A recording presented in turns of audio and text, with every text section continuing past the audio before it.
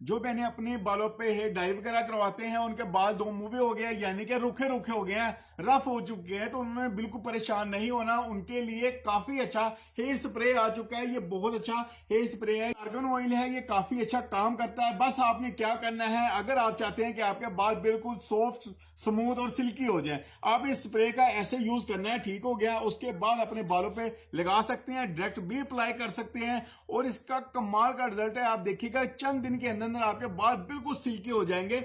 और बिफोर और आफ्टर में भी आप देख सकते हैं, अगर आपके बाल कलर करवा करवा के इस तरह के हो चुके हैं तो इसके इस्तेमाल से आपके बिल्कुल स्ट्रेट हो जाएंगे, बाल बिल्कुल सीधे हो जाएंगे और बहुत ज्यादा शाइन भी करेंगे और कलर की भी जो है ना कलर भी लॉन्ग लास्टिंग हो जाएगा। तो इसको इस्तेमाल आपने लाजमी करना है अगर आप अपने बालों से प्यार करते हैं। तो इसमें 3 वेरिएंट है, मैं दिखा देता हूँ। ये है आर्गन ऑयल, और ये तो सबसे बढ़िया है ना, ये अदरक और पुदीने का है। ये आपके बालों में जान डाल देगा, क्योंकि